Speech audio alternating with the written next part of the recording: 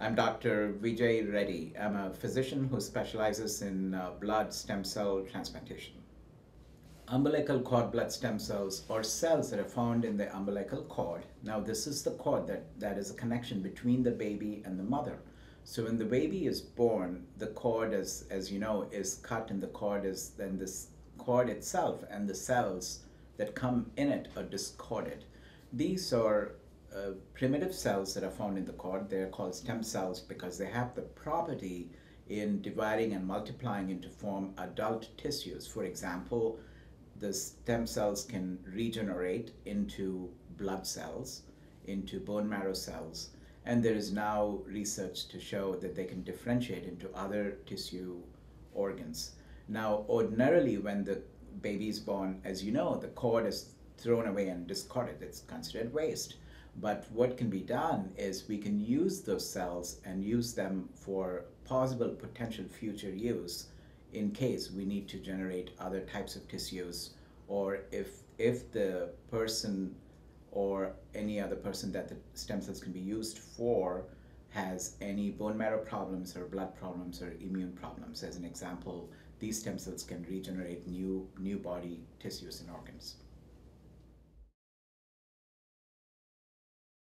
Now, the umbilical cord blood stem cells, or called stem cells for a reason, these cells can differentiate or become more mature cells. For example, cord blood can be used in treating patients with blood problems, and blood problems such as cancer, leukemia, for example, bone marrow failure problems such as aplastic anemia, and, uh, and particularly for those that do not have a donor that can donate stem cells for transplantation.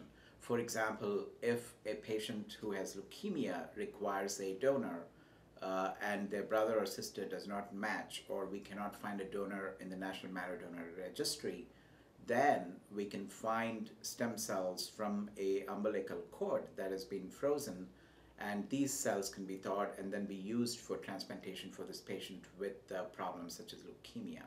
Now, this can also benefit a number of other patients, a number of other disorders, which can be from any blood-related disorders, any problem with the immune system that can be replaced with cord blood stem cells. These are the current uses, but there's also potential use in the future for diseases, which is, and a lot of research is underway now for cardiovascular disease, for example, patients that can have heart problems or neurologic problems, and there's potential in the future that can be for Parkinson's or ALS and different types of neurologic degenerative disorders or muscular disorders. This kind of medicine is called regenerative medicine, and stem cells have a great potential in helping regenerate body tissues. Now, when the baby is born, we know most of the time the cord blood or the cord itself is thrown away, and so it really is considered waste. But this cord, as we've just been talking about, has a number of stem cells in it, which can be potentially very useful in regenerating body tissues and organs.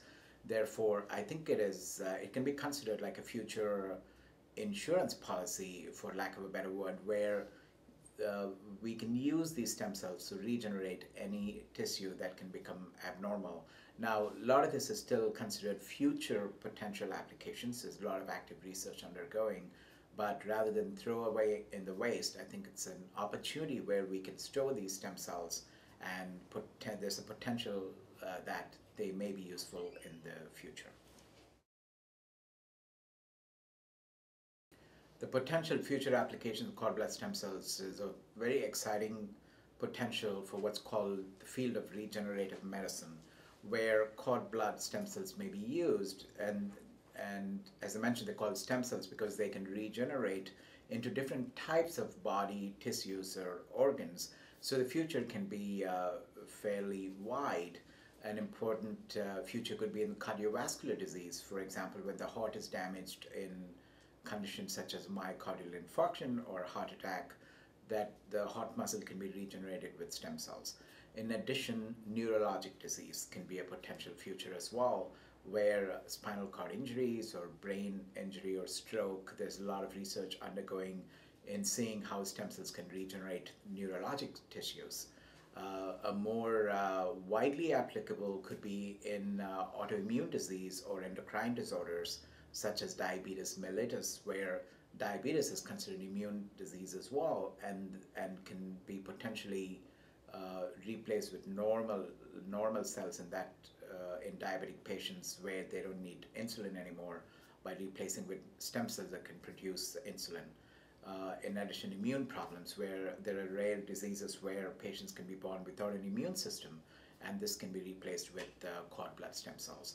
There's a lot of active research undergoing in this area, and the potential for such regenerative medicine with stem cells is tremendous.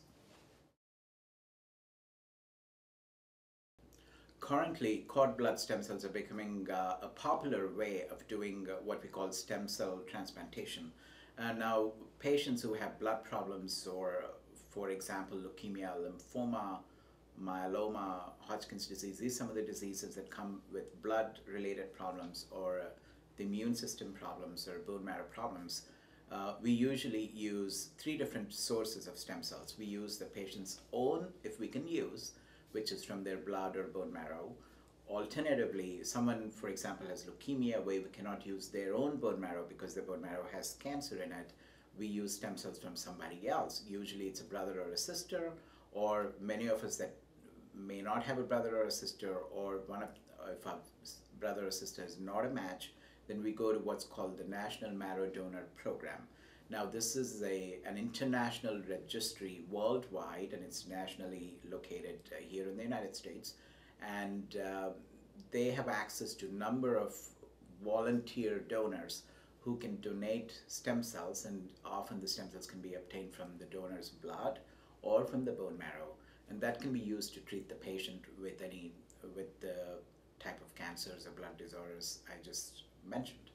Now, there are still many, particularly I think minority patients in particular, be it African American or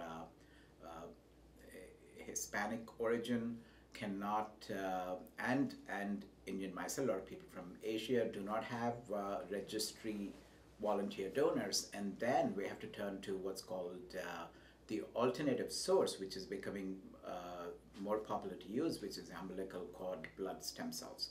Now, this can be used for much more number of patients if they do not have siblings or do not have unrelated donors, and can be a potentially valuable source in stem cell transplantation if we cannot find a suitable donor.